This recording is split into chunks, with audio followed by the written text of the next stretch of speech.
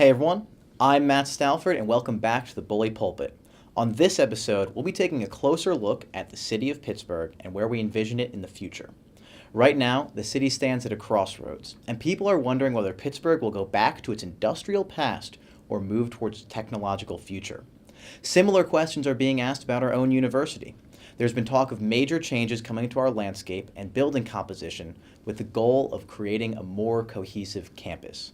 Recently, both the City of Pittsburgh and the University of Pittsburgh have introduced master plans to detail these changes and give citizens and students alike a chance to see what their environments will look like going forward. Today, we're going to take a look at these plans and try to determine what the future of Pittsburgh has in store for us. So after Pittsburgh's steel jobs began to vanish in the 1970s, economic and population growth both remained stagnant for decades, leaving the city in search of a new identity. Today, the former industrial town is reimagining itself as a hub of technology and higher education, all the while trying to court a new generation of young Yinzers. Between the influx of tech companies opening headquarters here and the flow of young people in the local area thanks to local universities, it is clear that Pittsburgh's leaders envision a future much different than the steel mills of the past. But these changes can't happen overnight. For our city to achieve its vision of the future, it must meticulously research and plan solutions for a variety of challenges. So far, the City of Pittsburgh has released comprehensive plans regarding two of their top priorities: maintaining accessible parks and open spaces for the region and preserving the region's cultural and historic heritage. The city's plan regarding parks describes open space as a critical resource due to its many uses, such as providing a recreation space, hosting community events, and providing a green break from the otherwise paved landscape. Furthermore, the city emphasizes that effective use of open space has numerous environmental benefits, such as improving air and water quality and protecting indigenous species. Besides aspiring to improve existing public parks and recreational facilities, the plan envisions a green network, a system of interconnected open spaces that would connect Pittsburgh's major parks and sprawl throughout the city's neighborhoods. The realization of this system depends in large part on the reclamation of vacant land throughout the city. So don't be surprised if you see more and more green space pop up in places you wouldn't expect. In terms of historical preservation, the city's plan aims at not just protecting obvious historical sites like city buildings or monuments, but also preserving and restoring areas that were important to the daily life of the average Pittsburgher at different periods in the city's history. This means you can expect a lot of touch-ups in the aging industrial hubs of Pittsburgh, like the Strip District, along with more efforts to give older houses throughout the city a facelift. Currently, the city is working on its largest comprehensive plan, which goals include to modernize Pittsburgh's transportation system, create more readily available affordable housing, and making public art a large fixture in the city. Now, this plan has not yet been released to the public, so we can only speculate as to what exactly will be in it. However, we already have begun to see some progress in those target areas, such as the development of a rapid transit bus route and the revitalization of the Forbes Digital Plaza right here on campus. The comprehensive plan will likely build on those early developments as the city hopes to create a faster, more accessible, and more beautiful Pittsburgh.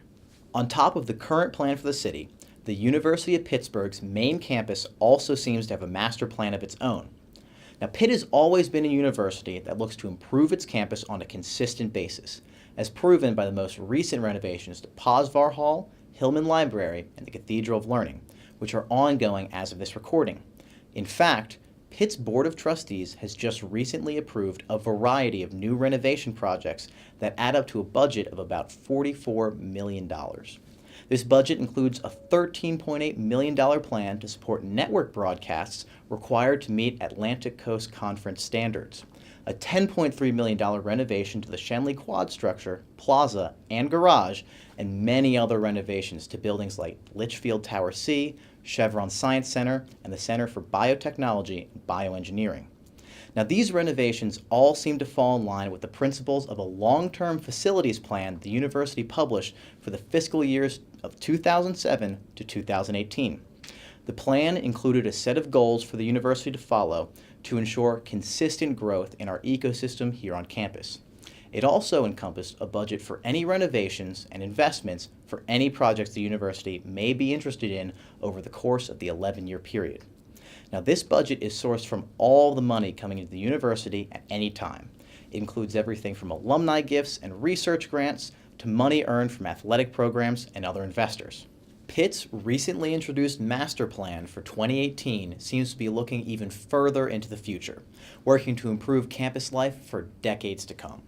Pitt has tapped Ayers St. Gross, an internationally recognized design firm with previous projects at universities all over the country, to improve campus life and lead the charge toward a better Pitt campus.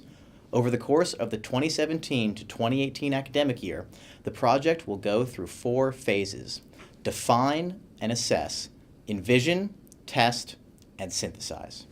The define and assess phase will be an analysis of the campus as it is now, as well as a review of the plans already made for the immediate future. This is the ongoing phase we are in right now. Throughout the fall semester, the university has conducted a series of surveys and focus group interviews with students, as well as a campus tour to see what issues Ayers St. Gross can find. While we've been in the define and assess phase, 3 ongoing surveys have circulated to access all campus buildings, landscaping, and transportation services affiliated with Pitt. These allow students and faculty to voice their opinions about any university-owned property, as well as any suggestions for improvements. If you, as a Pitt student, are interested in having your voice heard when it comes to the future of our school, this will be your main and only resource. As the recording of this episode, there have been only 2 instances where Pitt students could take place in a focus group. Now, in terms of the data collected throughout this phase, there are a set of documents that detail the strengths, weaknesses, opportunities, and threats of every facet of Pitt's Oakland campus. This includes academics, student life, real estate, research, and much, much more. Phase 2 is entitled Envision, and it takes the data collected from the first phase to help draft major goals for the master plan. This phase includes an abundance of map analytics based on what Ayers St. Gross assessed from their tour of the campus, the focus groups, and the surveys mentioned above. In essence, this is a hypothesis phase. This is where the team at Ayers St. Gross will focus on the issues that are in need of fixing and the opportunities that Pitt can capitalize on. The next phase, the test phase, is pretty self-explanatory, as it works as a brainstorming of ideas and scenarios that could possibly fix the issues on Pitt's campus. This is where the master plan will truly begin to take form. The test phase will identify the issues and opportunities that will take high priority on the university's goals as they move forward to better campus life and explore the concrete visions proposed in the envision phase. Now, synthesize is the final phase and will turn the data, ideas, and scenarios into a final plan that will outline the future of the Oakland campus in the coming years. Now, in terms of what will be included in the master plan, not much is actually known. At this point, it's mere speculation and conjecture, considering we are currently in the data collecting phase. The best we can do is to look at the documents that outline the strengths and weaknesses of Pitt's campus and guess what they will fix. Because of this, we, as students on this campus, have every reason to take advantage of the resources being given to us. We have a chance to have our voices heard on the problems we see and face on campus and the solutions we may be able to inspire. As you can see, major changes are coming to our city and campus, whether that be preserving the environmental integrity of Pittsburgh to ensuring students have proper spaces to go about academic life at Pitt. We should all be paying attention as we see things start to change. Your voice always matters, and if you have any thoughts on these impending modifications, make your voice heard.